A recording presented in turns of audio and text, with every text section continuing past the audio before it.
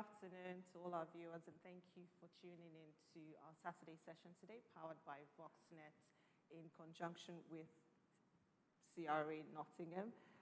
Today's session, we'll be talking about being a student in the pandemic, the struggles, the challenges, and how to overcome them. Now, before we carry on today, we'd like to invite our pastor, Pastor Ebukule, to lead us in an opening prayer. Pastor.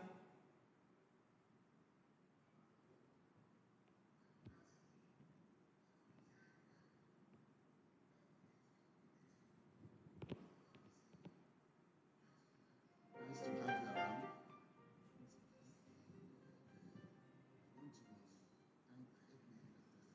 Part of this program because I believe it will be an eye-opener for our students. So I want to say thank you to those that I don't know, to Shivon. Thank you for joining. Thank you to Mr. Akiadeoye, even though he has decided to be Lagbaja, and Dr. Dipo Awojude, and everyone. Thank you, Maureen. Thank you, Umi. Thank you, our panelists over there. God bless you. Let us pray. Heavenly Father, we want to say thank you once again for the privilege to be alive and for this program. Thank you, Lord, for the group that has put this program together. Thank you for the Foxnet. Thank you for everybody on the team. Thank you for our guests. Thank you for those listening and watching from all over the world.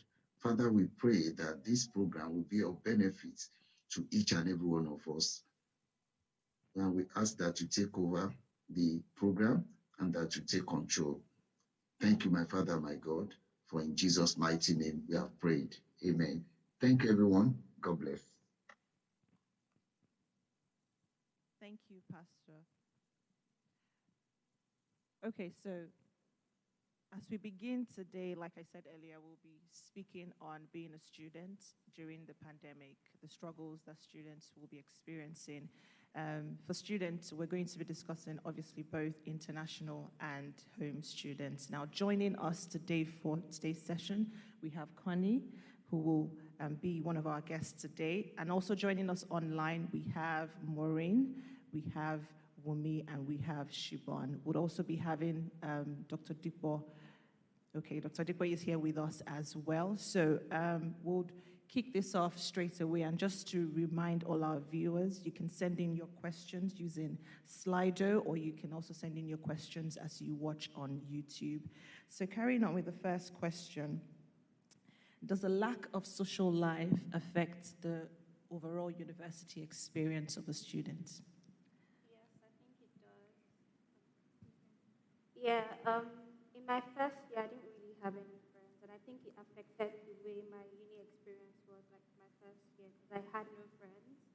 But when I moved to my second year and I had friends, it made things easier, and it made my academics much easier, and I was able to explain to people how I was feeling in terms of like my coursework, and it was easier for me to ask for help. Yeah. Unlike in first year, I didn't ask for help. I was just keeping to myself. So I think having people around, and also apart from the academic aspect, just having a general social life, like going out, it actually makes things easier and it makes you sane.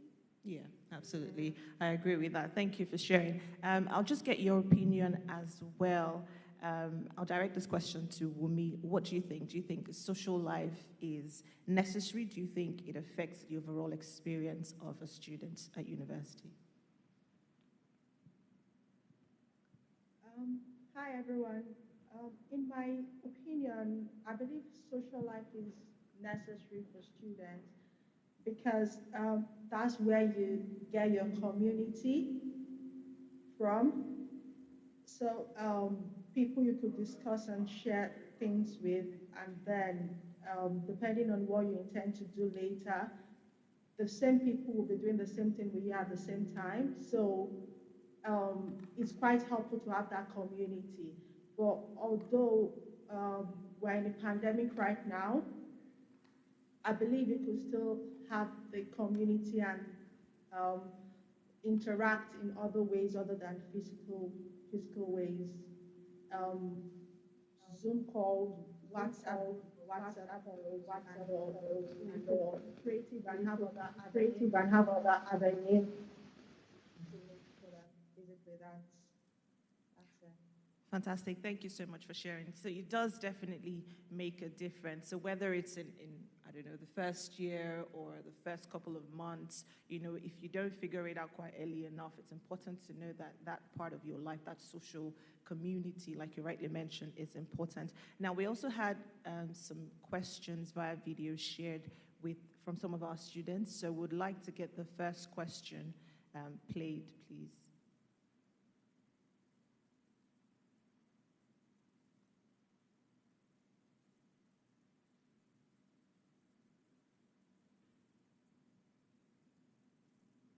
Hi, I'm Cosmo Huru and I study religion and theology at the University of Manchester.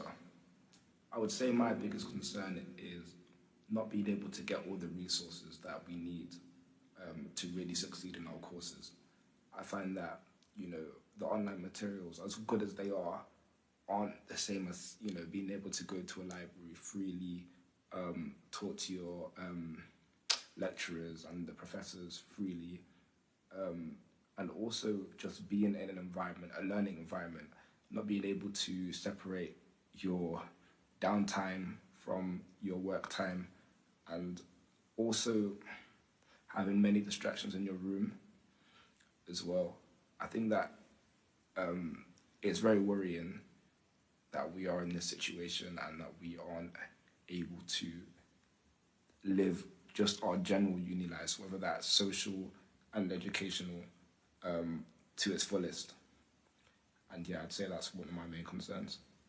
Hey, I'm Cosmo Huru and Okay, so that question, that recorded interview rather for that student, the student wants to know, basically, having to stay in your accommodation by yourself can sometimes be boring and also can be very distracting. So how do you find that balance in being able to figure out a study lifestyle or a study group in line with the COVID-19 regulations? I'll kick that off with you, Connie. What do you think? In terms of, sorry, question.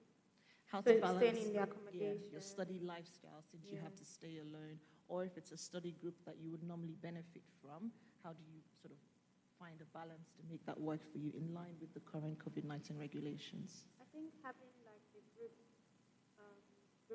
chat with your classmates to make things easier, and just being very accountable to someone in your class would make it really easy. Like now there's the Microsoft Teams that people use, which makes it very, very easy to keep safe and still be able to meet with your classmates, which is really convenient. Definitely. So taking advantage of other sort of technological platforms when you can't physically meet. I'll ask you as well, Wumi, what do you think about this? How can students sort of find that balance? Okay, the volume is not really great, but I think I had some of the question. So I'll answer based on what I had.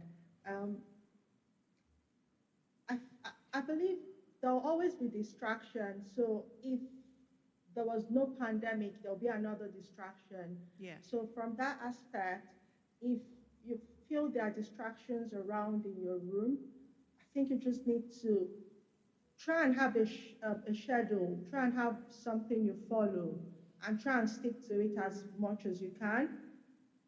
And through that way, at the end of the day, if you check it after a while, you'll be on track. And just try and make up your mind that you have a target, you have an end goal, and just look at the prize. And then regarding getting resources, although we're in a pandemic and you can't meet your tutors physically, you could send emails, you could have a chat with them over Zoom or Teams, whatever avenue they have. Schedule a meeting ahead of time that you want to have a chat with them, and then you could discuss things. If having your video on during the call would help to have that human interaction, you could ask your tutor if that's okay ahead of time so they'll be prepared for it. and then with that, you'll be able to get the resources and the materials you need for studying. Fantastic. Thank you so much. So it's just about taking advantage of other sort of resources or other platforms available for you to be able to get that necessary engagement that you need. I'd like to get your opinion as well and your personal experience, just how you dealt with it, although not during a pandemic, but how you were able to find that study balance, whether by yourself or with a group. Maureen, I'll direct that question to you, just to get your perspective and your experience as well. Okay, hi everyone. So, like Wumi said, there would always be distractions, even if we weren't in a pandemic. So it's all about your mindset. So what I found is I have a desk in my room, so I have a reading space that's actually fitted into my room space. So I deliberately leave that whole space clear, so I know that when I go there, it's almost like a separate area from my room. And when I go there, I know that I'm reading. Now with being in your room all the time, it can be hard sometimes when you sleep in that room and everything, and then you just wake up and you're only taking a few steps and you read in a certain area. So I would advise that although there's a pandemic, I'm sure schools are still allowing students to use the library. It's just probably there are more restrictions. So maybe you just have to book ahead in advance before you use a room, and they might be set, you might only be allowed to use it for 2 hours or 3 hours. So like Rumi said, schedule that into your reading, where you might decide to do, okay, today I'll do my reading in my room, and then tomorrow I will book in advance and book a space for up to 3 hours where I'm in the library, and they will probably make sure they clean that room to make sure it meets the guidelines with the pandemic at the moment, and then you can use that space to read and then come back. So that way, if you alternate reading at home and reading in the library or reading in a space that's available in your school at the moment, you're not necessarily reading in the same space all the time, and that might help you with motivation as well, because you're having different environments to read in. Yeah, absolutely. That's very key. So it's important that knowing that we're in a different season right now, it's important that we intentionally do what is necessary to make sure we have that same engagement, that we don't lack anything that is important to the success of our studies as students. Now, knowing that you have to spend a lot of time independently in your accommodation or, online, your mental health is always important. So a question here says, how do I keep my mental health in regular check with all the independent learning and volume of work that I have to do? I'll direct that question to Shibon, please. Hi. I'd just say that you need to make sure that you take time to do stuff that you enjoy, take time to do stuff like hobbies or going out for a walk, because working on assignments and things for uni all day, every day isn't going to be very productive at all, and you need to make sure that you have that time to do things that you enjoy, even in this current situation. There are things that you can do in the house, or you can go out for a walk if that's something that you would like to do. It just gives you that time to take your mind away from that, because then when you look back at it, you're back in that right mindset, and you don't get too overwhelmed with the stress. Well, personally, I found that I need to take breaks in between so that I don't get overwhelmed with it and I keep on track with it, if that makes sense. Yeah, definitely. But can this be a long-term activity or a long-term thing that a student has to do, just so that, because it's a different situation now, leaving home and coming to study in a pandemic, and you're having to stay in your accommodation by yourself. So having to take walks, do you suggest that this should be a regular occurrence, or once in a while, or how often do you think a student can do this so they can benefit very well from it? Well, I mean, it's each to their own. Like, everyone's different and everyone has their own hobbies and things that they like to enjoy and like to do. But I would say getting out, especially for those living in halls and things like that, where they are just in their room and that's all they have, you definitely need to take some time to get outside in the fresh air, because being stuck indoors all the time isn't going to be very good for your health and well-being, I would say. Yeah, very good. I think it's also important that students don't underestimate the impact of that taking a walk or just speaking to someone on the phone or doing something different, taking yourself away from that sort of bubble. So if it's like Siobhan said, if you're in halls and you're just stuck on your desk, take a walk to the kitchen or just stay there for a few hours, do something different, go outside, get some fresh air, take a walk, go for a run, just something to sort of revive you and give you a bit of energy. And then you come back with, a fresh mindset. So that's very important. Now we'll go on to the next question. Now, how do I find or get in touch with other people who have studied my course in order to get some guidance or advice? Now, during this pandemic, it's a bit difficult because you can meet up with people one-on-one and you can attend social gatherings, you can attend networking events that universities might put together, and you might be able to connect to people that way. But now that, those things are not necessarily happening, how do I find these people to be able to engage with and get some advice? I'll get your opinion on that, Connie. You can find most of them on LinkedIn. Yeah. From your university, and also there's university groups in your portal where you can find like other people that have just graduated. So like the alumni website. Yeah. Yeah. Oh, fantastic. Those are good resources as well. So you can actively go out and search for these people on different platforms. If we have Dr. Dipo with us, I'd like to get your opinion on this as well.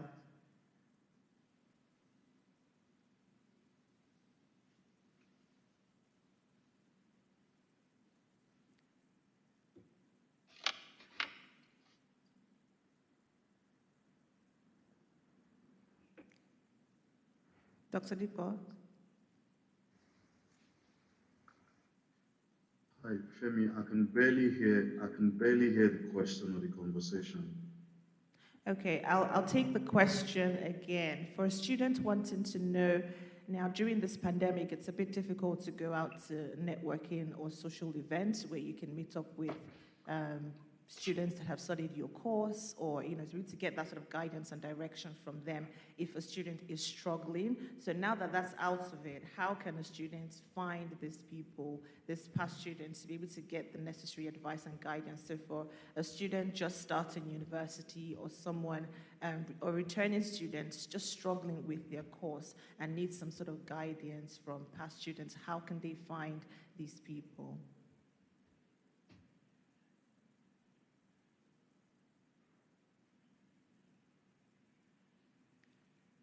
Can you hear me, Dr. Dipo?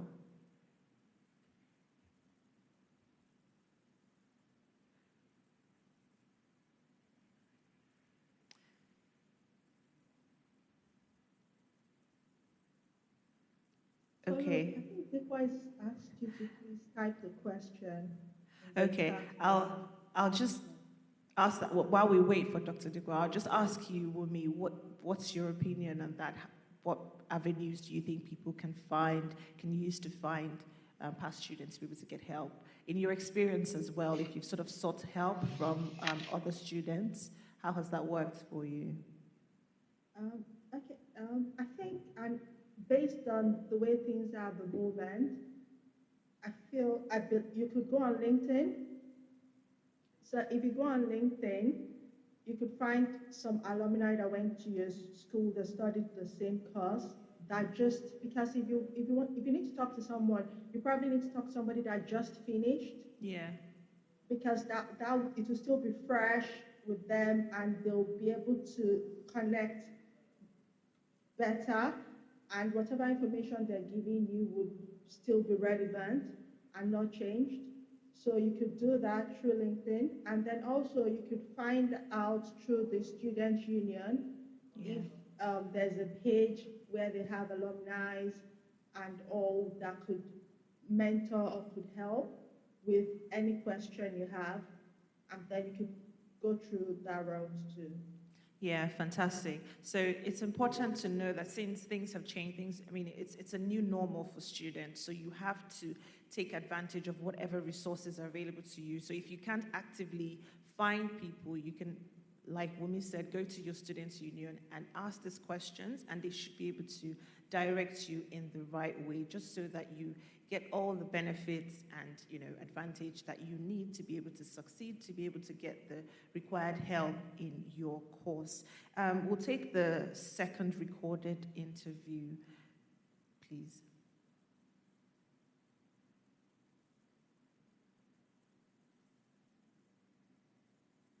Of Nottingham. I guess as an international student, my name is Emmanuel and I attend the University of Nottingham. I guess as an international student, one of the issues of post-COVID learning has definitely been online lectures. I think it's been especially difficult for international students who are first coming to the UK. They don't have that opportunity in terms of teacher-student relationships. I think for the first 18 to 25 years, depending on what course they are doing, they are used to face-to-face lectures. I know that, of course, with the internet, it's become more common to have online learning as a means of getting skills and qualifications. But I think for mainstream schooling, most students wouldn't be exposed to online learning. And this will probably be the first time that they will be having to go through an experience like this. And I think it's really hurting in the case of like understanding, because students are not able to have those one-on-one informal sessions with lecturers or teachers that they would usually have when there will be face-to-face lectures. So, and also lectures, for one reason or another, due to people not being able to come into the country, the lecture times are shortened and sometimes they might even be at odd times. So it's a bit difficult in that respect post-COVID. My name is Emmanuel and I attend the University of Nottingham. Okay. I guess as an Thank you for that question. So I'll get your opinion on this, Connie. So this student has asked for our guest online as well. I'll just sort of repeat and summarize the question. The student is concerned about online and offline resources. Now, the student has said that a lot of students struggle to understand their courses while it's going on when it's even physical. So this is when it's offline. So now that they have to move offline, to online resources, it's a bit difficult for students to sort of assimilate and get that same level of understanding, from their tutors or from the courses, whatever it is that they're researching and studying. So there is a sort of difference between that offline and online resources. So how do they strike a balance to make sure that they still get that same level of understanding? Because the student is saying that it will be difficult for them to be able to move straight away to having to do everything online. So I'll get your opinion on that, Connie. How do you think a student like that or any student in that kind of situation can cope? I think it's to put in extra effort, because now you're not getting that one-on-one rapport with your course leader or your tutor. Yeah.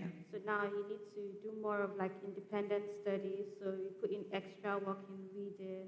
There's online books rather than physical books if you can't go to the library.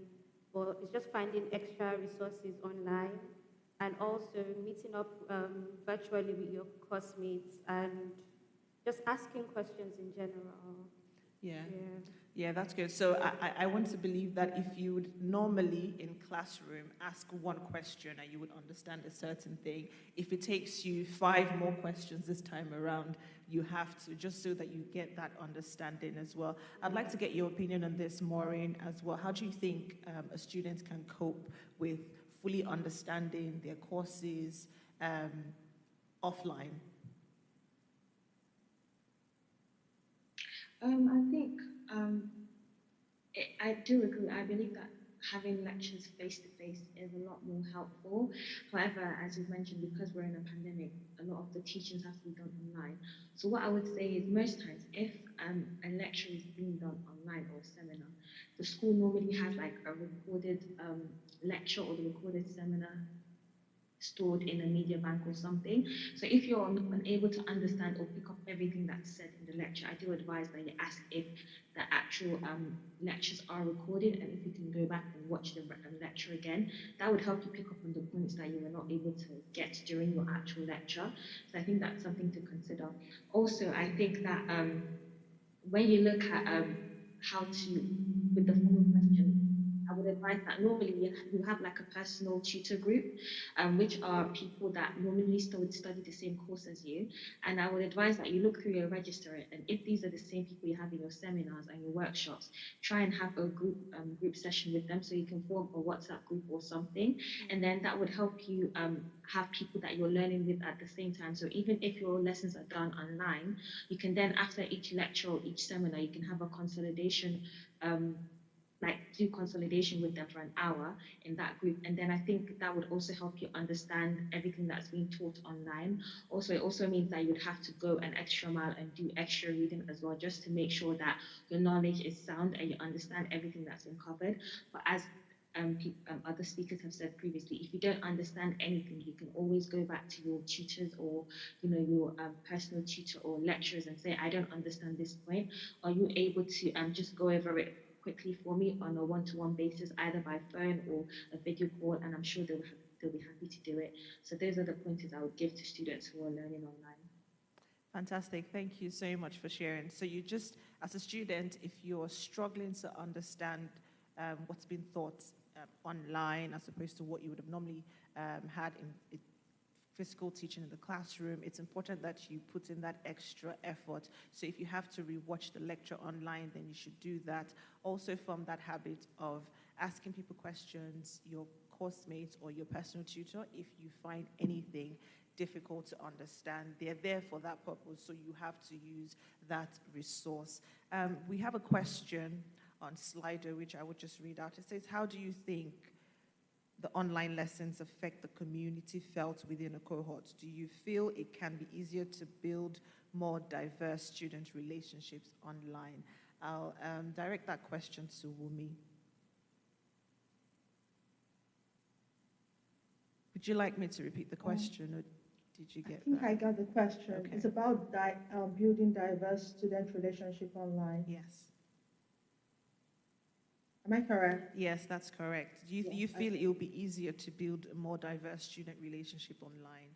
And how will this sort of affect the community of students? It's possible, but in my opinion, I believe it's easier. It's easier physically when you're seeing the people compared to building the relationship online. But it's still possible. You probably make more effort to build the relationship online. But regarding studying, you would have the opportunity and the avenue to build a relationship online too anyway, because you'd have your coursework, you have your group work, so you can build a relationship with your team members. And then also, besides doing the group work together, you guys could set up a date where you guys could have a game night online, or just come online and have a chat, and you bring your drinks and your snacks, and you just have that chat. So it's possible, but it's just, it requires more effort to do that. Yeah, absolutely. Online. Absolutely. And now that we've started to see sort of how it will work, hopefully in the next couple of months, we'll have a clearer picture of how this COVID-19 and being a student at the university, how this sort of affects that student community in general. Now, still speaking on mental health, someone has asked a question here on Slido saying, what ways would you suggest people maintain their relationship with loved ones in a lockdown? So either as a student away from home studying and you having to stay in halls so you're not able to see your family, your parents, your siblings, or just your loved ones in general. How do you build that relationship? I'll direct this question to Siobhan, please. We already spoke about mental health as a student, so having to study on your own, doing all that independent study. But now this person wants to know how you can keep and still maintain and build that relationship with your loved one. I know, just by staying connected, really. You've got, well, most people have mobile phones and social media. And I mean, there's good and bad things to social media, but it's a good way of staying connected with people. And you can video call, or you can voice call, or just send messages. And I think just that alone is easy enough in staying connected. And just being aware that we're all in the same kind of situation. So if people may necessarily not be replying straight away. Don't take it too personally, because obviously messaging over the phone in comparison to face, sometimes it can get, there's misunderstandings. You can't really determine how someone's emotions are via text. So just kind of having that awareness and yeah, just staying connected with people, I'd say. Yeah, fantastic. Thank you so much. So using your mobile devices and just trying to stay in touch as much as possible, as much as you can, just so you can feel that connectedness and you can feel that closeness with your family and your loved ones. Well, what's your opinion on this, Connie? Personally, because I just finished my master's, and mentally, during the whole lockdown, it was really, really hard. But I'm glad I had people around me and listening to music. Like my friends said, sharing like playlists and books, different things. So it actually really helps. So yeah, speaking to, just having like your friends, your family, is just really, really, really helpful. Yeah. And if you don't, have people to speak to, I'm sure you can approach your student university resources, and they should be able to, a student union rather, they should be able to find you that resource, or that group that can always continue to motivate you and encourage you and give you that support that you need as a student. Okay, thank you for sharing. Do we have Dr. Dipo with us now?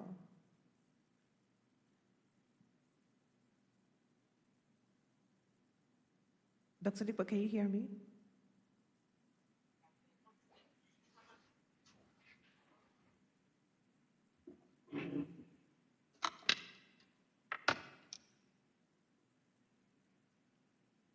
Can you hear me, Dr. Dipo?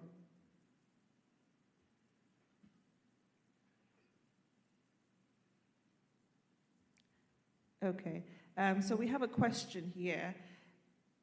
It says, struggling with referencing and language in my writing. How do I get better? What standard is required of undergraduate, master's, and PhD students? Now, you've just finished your master's, Connie, so I'll ask you this question. What sort of standard of writing is required of a student at undergraduate and master's level? So for someone struggling with their language in writing, because a lot of supervisors will come back and tell you, especially even for international students who struggle with different language writing skills here in the UK. So what sort of advice would you give to such a student? You have to be very critical and not descriptive. They like critical writing and critical understanding. And also, in terms of referencing, it's very, very advisable to use the Harvard style referencing.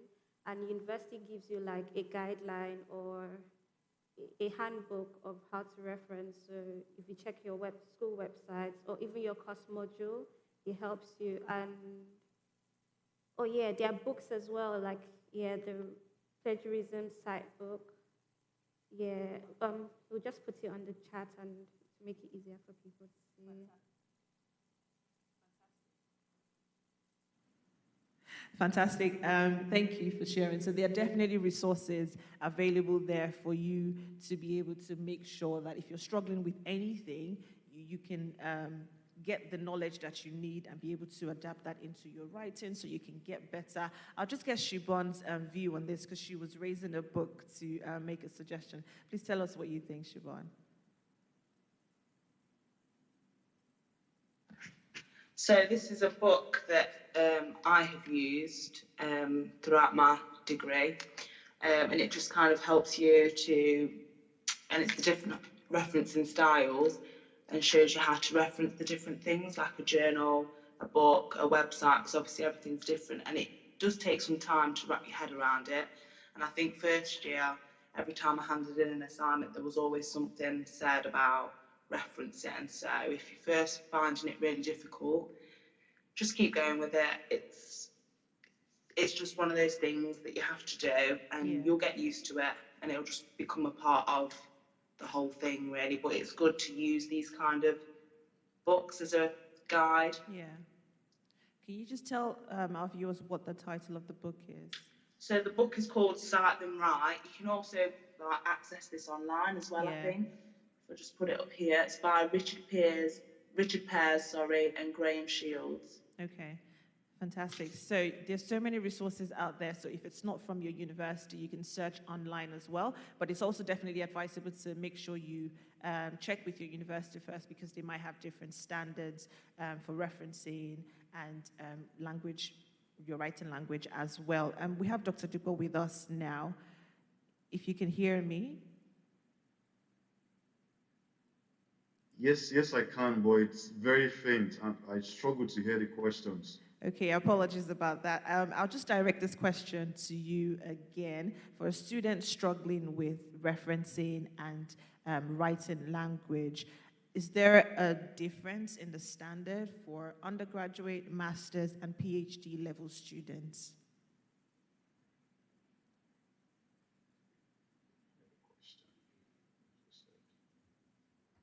Can you hear me? So I've just heard referencing, but I didn't catch the rest of the sentence. Okay. So I'm going to struggle to answer the question because I'm really struggling to hear you. It's very, very faint. Okay, I'll take it again and let's see if you hear me well this time. Is there a difference in the standard of writing and referencing as well for undergraduate, master's, and PhD students at university? Okay, no, I don't believe there's a difference in what is accepted or what is acceptable in terms of, referencing. Harvard referencing is Harvard referencing. The same way you reference a journal or a textbook or a website source, at undergraduate level, it's the same for master's level and it's the same at PhD level. Once you actually know how to reference, that's it. At your undergraduate level, once you progress to your master's and your PhD level, it's basically the same thing. And you can also use RefWorks. I mean, at the undergraduate level, they might let you get away with 1 or 2 referencing errors or referencing mistakes. But at the master's and the PhD level, whatever referencing errors or mistakes that you make, you are going to get penalized for such mistakes. But I would say, learn how to reference at a very, just basically learn how to reference in your year 1 or your year 2, and it's going to help you all through your undergraduate degree. And if you progress to the master's and the PhD stage, once you know how to do it, that's it. You're going to keep doing it forever. Yeah, fantastic. Thank you so much for sharing. So even if you are struggling with it now as a student, don't get discouraged. Just continue to make use of all the resources you have at your disposal to make sure that you get very good at it, because you can only get better. And if you feel that you're still struggling, speak to your personal tutor, speak to people that have done this as well, so they can point you in the right direction. While we still have you, Dr. Dupo, what advice would you give to students that are interested in securing placements or work experience or seeking international year abroad programs, actually, especially during the pandemic that's going on?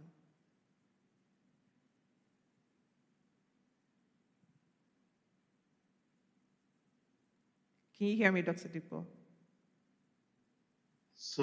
Sorry, could you take that again, please? Sure. I said, while we still have you on, what advice would you give to students who are seeking work placements or work experience, or would like to go for an international year abroad program, especially during this COVID-19 pandemic? What advice would you give to students like that?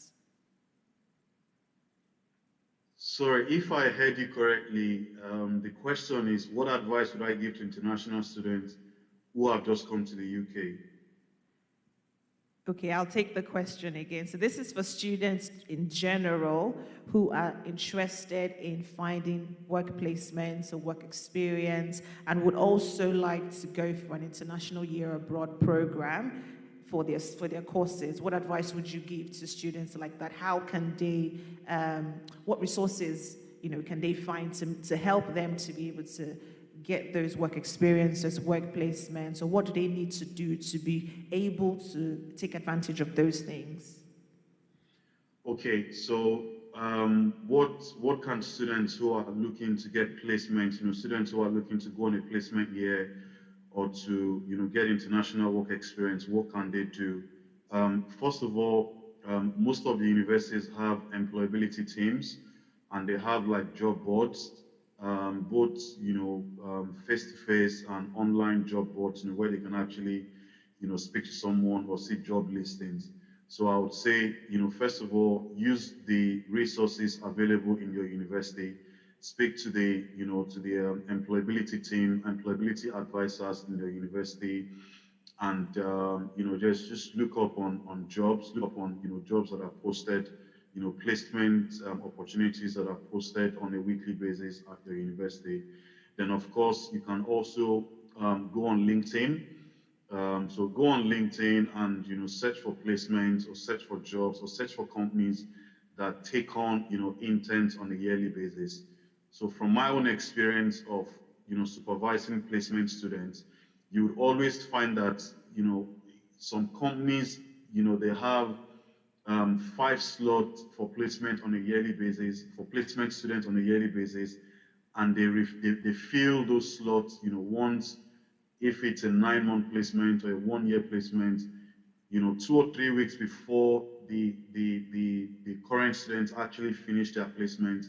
They take on new placement students. The current students coach or hold the hands of the new student or placement students for a couple of weeks before those ones actually leave. So if you speak to people as well, speak to people at your uni, speak to people in your church, in your various communities who have gone on placement. They would have an idea of companies that actually take on placement students on a yearly basis. So one, you can use the resources available at the university. Two, you can go on LinkedIn and search for placement opportunities. And three, you can also speak to people within your community, or people who have been on placement year, in the previous year or in the course of their studies. And this is the same for those who want to, go on a placement year or have, a work year experience outside the UK. In my university, they also publicize, these opportunities in different European countries, and of course in US and Canada. So one key thing to do is to make sure that you start early enough. So don't wait until 2 months or 3 months before the beginning of the placement, or before you intending to start your placement year. Once you actually get into uni, once you actually get into the year, basically start on time. And the earlier you start, the more opportunities that you'd actually come across, and the more applications that you'd actually make. Yeah, fantastic. Thank you so much. You've shared a lot. I think it's also important as students that now that we know the majority of the things that we have to do to be able to get that full advantage of the resources at our disposal would be online, it's important that you don't get overwhelmed. Just take your time, be able to identify what you need, and just go for it. So like Dr. Dikko has rightly said, start early. Don't leave it till it's too late. So if an application would take you, a longer period to do, make sure that you search for them earlier on. If you need assistance, if you need guidance from your tutors or from past students who can help you, so you can have that extra time to be able to do that, and just so you don't miss out on, what's important for you. I'll also like to get your opinion on this, Maureen. What do you think can help students who are looking for placements, work experience, and also would like to do an international year abroad, even during this pandemic as well? So I never did a year abroad, or I just looked for work experience. I'll talk from my experience and the experience of my friends. And with people that wanted to do like work experience abroad, there were normally opportunities advertised in the university. So let's say if you were in your first or second year and it was for people to go to a year abroad during my third year, but that would be your third year, and then you'd have a fourth year. They would normally tell you a year in advance, and you would have to already start, preparing your application. They'll tell you need to write a 1,000-word essay and things like that. So it just means that first of all, you need to make sure that you're key to the right places, so you know when these deadlines are, and then you're prepared. And if you don't know about them, you won't be able to apply for them. So that's what I would tell people, is to make sure that they're in the right forum, so they're aware of when these opportunities come through so they're prepared for it. And then also, I would advise that you try and look for people who have gone through that same experience to have, a year abroad, and make sure they look through, the essay you've written, and make sure that it's, acceptable before you apply. Also, it's important to look to the companies that you're applying into for a partnership. So if you're going to, I don't know, a company like Rolls-Royce, look into them, check who their current CEO is, their values, their standards. Most of these companies, they have particular visions. Make sure that you've put in your essay that you understand what their vision is, and that you as an individual, you're the work you're coming to bring, and this, the services you're bringing aligns with their vision. It shows that you've done, your research, and it makes you stand out from other candidates. In relation to work experience with me, I did a lot of work experience in the legal field, even as an undergraduate student. And the reason I did it was because of my initiative. I even did work experience in Nigeria with the Senior Advocate of Nigeria. And it's literally because I would send emails, I would send letters, I would go to firms and say, I've written this email, I've written a letter. I would contact their HR department and say, are you able to give me experience for 1 week, for 2 weeks? Can I shadow your senior barrister or senior lawyer in your firm? And a lot of the times I would get rejected, but also a lot of the times I would get accepted. And that's how I was able to line up all the experience I had. So I would tell students that although we're in a pandemic, opportunities are still out there. It's just for you to use your initiative, send emails, send letters, ask HR departments of companies, are you able to take me on, even if it's for a week, even if you miss the deadline for any kind of schemes they have, they might still be able to give you 1 week's experience with a partner if you ask, but you wouldn't be able to get the opportunity if you don't ask. So that's the advice I would give to students at the moment. Yeah, excellent. Thank you. I think that the first important step is being aware, like you rightly said. If you're not aware about an opportunity, then you will not be able to take advantage of it. So it's important as a student, if you have a goal for yourself, if you know the things that you need to be able to take advantage of your overall university experience to place you at a better advantage once you graduate, then make sure that you actively and intentionally seek out those opportunities. Be aware that they exist and then take advantage of them. Thank you so much for sharing. We have a question here on Slido, which I would read out. Still with you, Maureen, as well. So the question says, what are your tips for ensuring deadlines and workload is managed well for students? I mean, we already spoke about having to do a lot of independent study and, a lot of distractions, a lot of boredom. So how can they, what tips do you have to ensure that the students can manage their workload and their deadlines? Okay, so with me, with undergrad, I struggled with that for the first year. And even I would say the second year and third year, I had to just sit up and be like, okay, I'm going to have to get a hold of this. So what I would advise is normally with your module and with your course, they normally give you like a breakdown of what the year would look like. So dates of maybe when your exams will be, when your mocks will be, those kind of things. So what I advise is that you print those dates out and you stick it on a wall or somewhere in your room so you visually have them in front of you and you start planning towards them. And then what I would say is when you have things like deadlines or exams, you need to start preparing early. You can't start preparing a week before your exams or 2 weeks before a coursework that's a 3,000-word coursework. I mean, I'm saying that, but I did it. I'm saying I did it, but I've learned that it just puts you under a lot of undue stress, which you could avoid. So what I would say is plan out your work. If you know that you have 5 modules you're doing, give out an hour each day for one module, just as your consolidation. Also, if you have a seminar or workshop you've done, it's a lot easier for you to go through things you've done immediately after than to leave it and to go through it like 7 weeks after. You'd have to start all over again. So one tip I would say is once you've had your workshop, take an hour at least latest that week and go through everything that's done and start writing up your notes and then keep it to one side. At least then when you're revising, you already have the notes and you don't have to go through everything. You've already written down all the important things. Another important thing to consider is considering what your revision style is. It took me a long time before I realized what my own revision style was. I had a friend, she had photographic memory and all she needed to do was to read the textbooks and she got everything. Whereas me, I'm a slow learner. I have to read everything, write it out, and then I have to write it out about 5 times before it sticks in my head. But once it sticks in my head, it's in there, but it's just a longer process for me. So I have to take give myself a lot longer to take in a lot of information. So you need to understand what your reading style is. If you don't know what your reading style is, first of all, you're gonna possibly find it hard because you won't be able to retain information. So that's the first tip. Find out your reading style, then give yourself enough time to prepare and make sure you have a breakdown of all your deadlines by the first month of your course module, and then it would help you to plan and schedule your reading. Yeah, thank you so much for sharing. So there are lots of things that you can do as a student.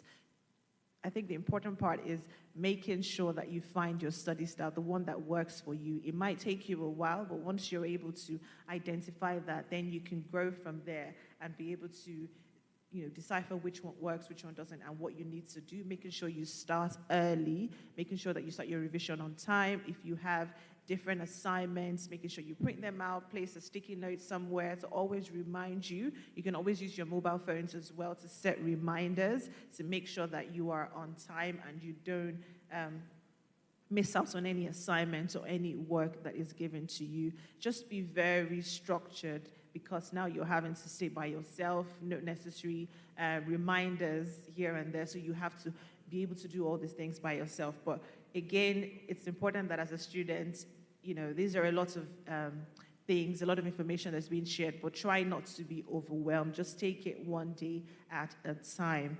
I'd just like to get your opinion as well, Connie. What tips would you give to students to ensure that they meet their deadlines and their workload?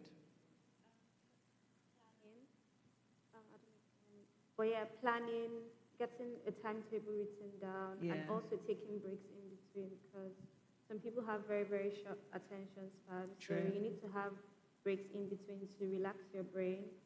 And yeah, just creating a timetable. Now that you're in a pandemic, I think it's easier if you start your day right. So Yeah. you wake up, shower, and dress up like you're going to school. Sit in front of your desk. If you feel like your room is choking, then you can probably go to your kitchen, dining area, sit down, and just write as much as you can. Take an hour, write 100 words, 1,000 words, depending on what you can do. And also, if you have time, you read and you gather resources, and it makes it easier when it comes to putting down your reference list as well. Exactly. So, yeah. And like Maureen said, it's good to start early rather than leaving it last minute. Yeah. Yeah, fantastic. So planning. We can't overemphasize that. If you have a lot to do within a short period of time, you just have to set out that structure for yourself and see to it. Just be diligent enough and see to it that you get the best out of it. We'd like to play the other recorded interview question that was sent in by a student now.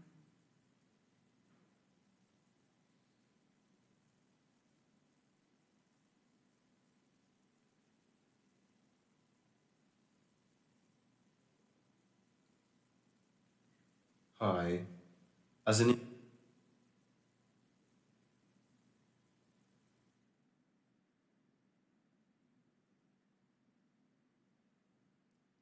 We're just waiting for that Hi. recorded question. As an Yeah. international student, how do I prevent myself from being scammed by some recruitment agency who require a down payment and promising to find students part-time and creative jobs during this pandemic?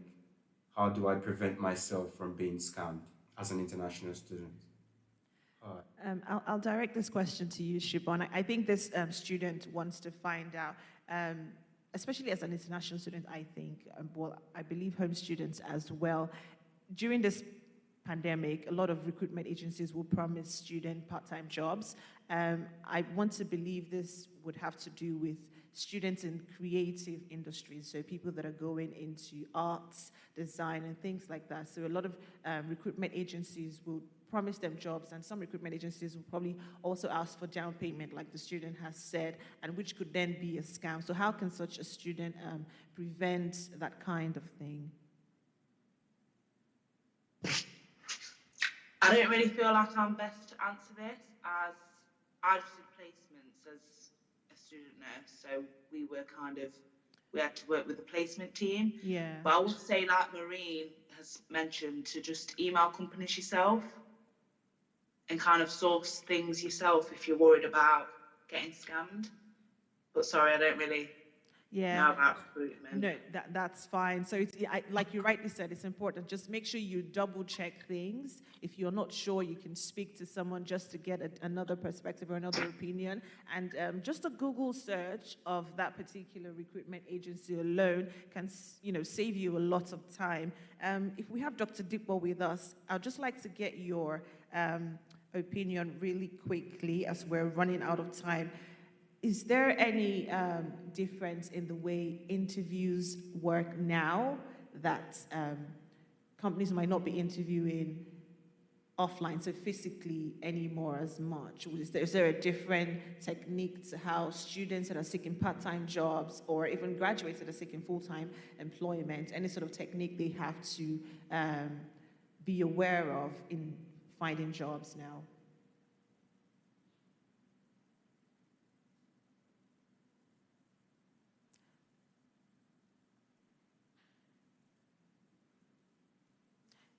I think you're muted. Dr. Dikbo, you're muted, so we can't hear you. Can you unmute yourself, please? Thank you. Yeah, I was saying, thank you. I was saying it's not going to be any different, any significantly different from if you were going to have a face-to-face interview. But you basically need to, make sure you sort of whatever IT equipment you're going to be using, your laptop, you want to ensure that, the volume is quite loud and they can hear you clearly. So if you are having a phone interview or a Zoom interview or a Microsoft Team interview, you basically want to ensure that, your camera is clear, your video, your voice is audible, and that you sit in a professional way, you answer the questions, to the best of your knowledge. You want to ensure that you stay in an environment that is not noisy and that you are not distracted. But other than that, I think it's just, be confident,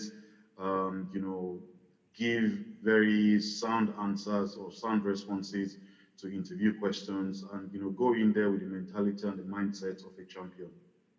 Fantastic. Thank you very much. And if you need further assistance or further guidance on how to go about interviews, you can obviously speak to people that have done it in the past, or get some advice from your student center as well. Just finally, in a minute, just any final tips that you have for students that might be struggling with studying in the pandemic, Connie? I'll just advise that you just surround yourself with positivity and positive people. Yeah. Just your thoughts as well, Shibon, real quick. Any final tips for students that may be struggling with studying in a pandemic? Try your hardest to stay motivated, I guess. And like I said before, taking breaks, and what Connie said, taking breaks in between. Yeah. Because no one can work 24/7. No one can keep doing assignments and keep doing uni work. You need to make sure that you're still doing things that you enjoy, so that you can keep your momentum levels high, and your motivation levels high to produce your best work. Yeah. But don't put too much pressure on yourself either. Don't put too much pressure on yourself. Of course. That's also important. Thank you. And Wumi, any final thoughts? I think the best thing to do is just try and have a structure. Yeah. And then try keep into the structure and then take breaks. Yes. Remember to take care of your mental health, because you have to have a sound mind to be able to achieve Absolutely anything good. So take your breaks. If you like exercising, if you like watching movies, do something you enjoy during the day, and try and get out more often. There was a time I was indoors for like a week, and I'm more of an introvert, and then the first time I went out, I felt good and relieved, and I thought about it that, like, I don't know how extroverts cope with the pandemic. So I think if you go out, it's refreshing and all, basically. Yeah. So just try and find something that works for yourself. Keep to your schedule, but also find something that works for yourself. Definitely. Thank you very much. Thank you. Any final tips from you, Maureen? Just really quickly. What I would say is enjoy uni experience. Yeah. It's different, but enjoy it. No Yeah. one has said that. Enjoy the experience. You're studying, but you get to meet amazing people and just use all the opportunities that are thrown your way. Because once you've missed it, it's very hard to get such opportunities again. Definitely, that's good. Any final tips from you, Dr. Dipo? Yeah, I think all the most important points have already been mentioned. Start your courseworks early on time, prepare well in advance for examination, and basically, think about your exit plan. So, what next after uni? What next after your master's degree? Start thinking about where you want to be in the next 3 years or 5 years from today. Fantastic. That's a beautiful way to wrap this session up. So if you're thinking of your future, then if you're thinking of the next plan after undergraduate, after master's, after PhD, then it will definitely put in perspective and make you to be able to identify what you need and take advantage of it while you are a student, and of course still enjoying that student experience. Again, we encourage you not to be overwhelmed. If you're struggling with anything, you can speak to your student resource centers. Also find people that can encourage you, that have studied, done your course in the past, that can encourage you. Surround yourself with positive people. Have that structure in place that can work for you. And we want to believe that you would have a beautiful student life and student experience regardless of the pandemic. So that's all the questions we can take today. Thank you so much to all our viewers for tuning in. And if you have any questions that we haven't answered or any other concerns, you can send us a message on YouTube, on Slido, and then we will address those questions. And until next time, stay blessed. Bye.